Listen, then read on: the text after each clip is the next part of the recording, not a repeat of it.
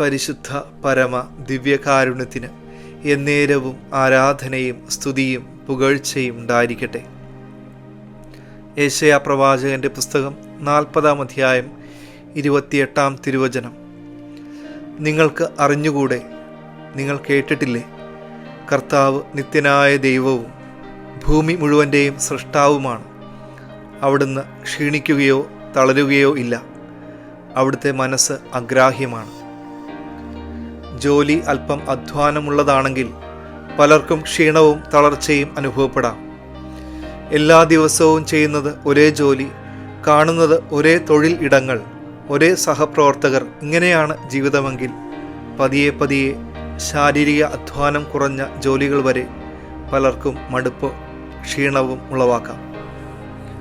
എന്നാൽ ഇന്ന് തിരുവചനത്തിൽ ഒട്ടും ക്ഷീണിക്കാത്ത, തളരാത്ത കർത്താവിനെ നമ്മൾ കണ്ടുമുട്ടുന്നുണ്ട്.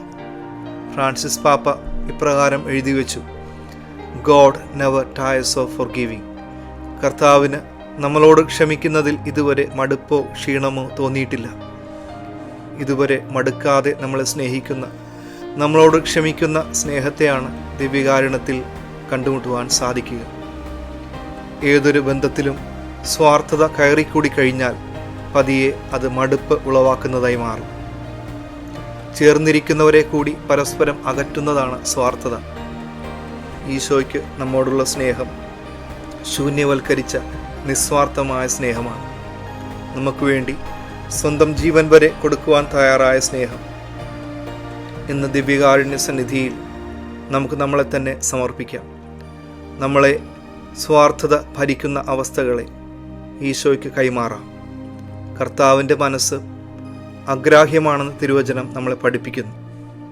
ആ മനസ്സിലാണ് നമ്മുടെ ജീവിതത്തെക്കുറിച്ചുള്ള പദ്ധതികൾ മെനയപ്പെട്ടിരിക്കുക. ഇന്ന് നമ്മളെ അലട്ടുന്ന എല്ലാ പ്രതിസന്ധികളെയും ഈശോയ്ക്ക് കൈമാറാം. ഈശോയുടെ സ്നേഹം നമ്മളെ വിശുദ്ധീകരിക്കട്ടെ. സർവശക്തനായ ദൈവം, പിതാവും പുത്രനും പരിശുദ്ധാത്മാവും നിങ്ങളെ സമർത്ഥമായി അനുഗ്രഹിക്കട്ടെ. പരിശുദ്ധ പരമ ദിവ്യകാരുണ്യത്തിന് എന്നേരവും ആരാധനയും സ്തുതിയും പുകഴ്ചയും ഉണ്ടായിരിക്കട്ടെ.